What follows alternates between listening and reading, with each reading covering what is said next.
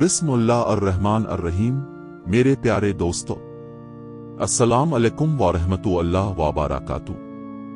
अगर आप भी अल्लाह के आखिरी नबी हजरत मोहम्मद मुस्तफ़ा के सच्चे उम्मती हैं तो सबसे पहले हमारे इस चैनल को जरूर सब्सक्राइब करें ताकि ईमान को जगमगा देने वाली ये बाबरकत दास्तानें अब तक हमेशा पहुंचती रहें।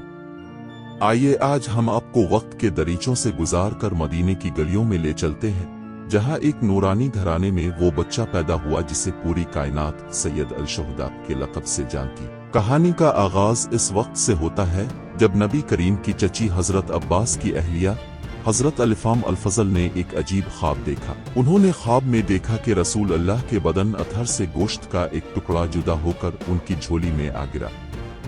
वो घबरा कर सुबह सवेरे नबी करीम के पास आए और अर्ज किया, या रसूल अल्लाह, मैंने रात ये ख्वाब देखा और दिल बेचैन है। आपने इनकी बात सुनी, मुस्कराए और फरमाया, ए अलिफाम अल-फज़ल, गम ना करो, ये ख्वाब रहमत भरा है।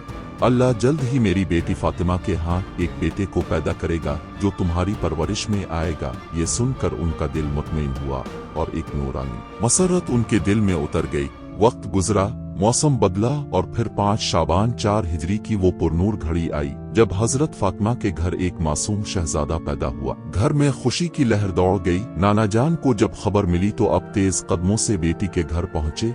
इस नौमौलूद को गोद में लिया, अपनी जबान मुबारक इसके दहन में रखी, दाएं कान में अजान और बाएं कान में इकामत कही। ये वो मुनफरिद सादत थी जो सिर्फ हिस्से को नसीब हुई कि सबसे पहली आवाज अल्लाह की तौहीद की सुनी और सबसे पहला जायका नबी का लुआब था।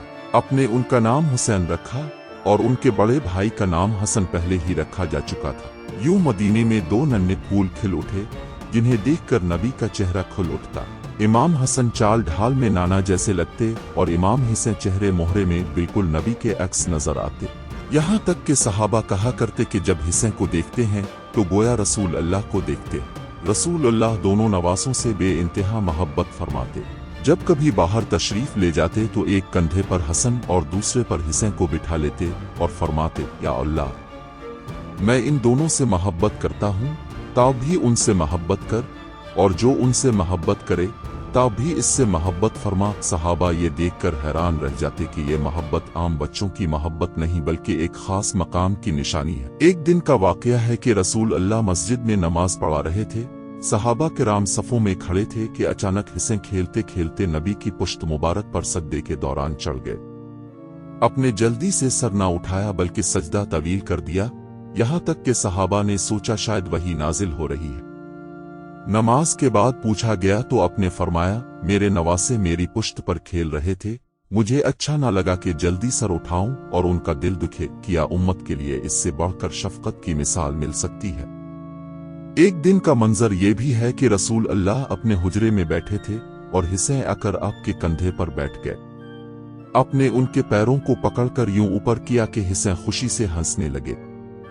कभी आप उनके मुंह को बोसा देते, कभी उनके बालों को सहलाते और फरमाते, हुसैन मुझसे है और मैं हुसैन से हूँ। ये जुमला क़यामत तक ऐलान है कि हुसैन की मोहब्बत असल में रसूल अल्लाह की मोहब्बत है। एक दिन रसूल अल्लाह ने देखा कि हसन और हुसैन खेलते खेलते कुश्ती लड़ रहे हैं।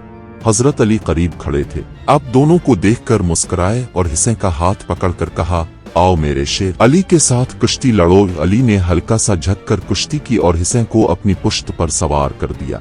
रसूल अल्लाह ये मंजर देखकर खुश हुए और फरमाया, हुसैन की पुश्त पर अली है और अली की पुश्त पर हक है। ये अल्फाज गोया आने वाले वक्त के लिए ऐलान थे कि हुसैन का हर कदम हक पर होगा। इसी दौरान एक वाकया और पेश आया जिसने सहाबा को हैरान कर दिया। एक दिन हुसैन खेलते खेलते घर के एक कोने में गए और अचानक एक खौफनाक अजदहा नमूदार हुआ, मगर अल्लाह के हुक्म से वो अजदहा झक गया और हुसैन को कुछ नुकसान ना पहुंचा सका। नबी को खबर मिली तो आपने फरमाया, ये बच्चा अल्लाह के खास तहफ़्फ़ुज़ में है। फिर एक दिन वो नूरानी लम्हा आया जिसे हदीस में चादन कसाक के नाम से याद किया जाता है। रसूल अल्लाह ने अपनी मुबारक चादर बिछाई और उस पर फातिमा, अली, हसन और हुसैन को बिलाकर सबको अपने साथ लपेट लिया और आसमान की तरफ हाथ उठाकर दुआ की, अल्लाह, ये मेरे अहले बैत हैं, उन्हें हर तरह की नापाकी से पाक फरमा और उन्हें अपनी खास रहमत में ढांप ले। इस पर इतनी तत्हीर नाजिल हुई اور یہ خاندان امت کے لیے طہارت و تقدس کی علامت بن گیا۔ میرے عزیز دوستو،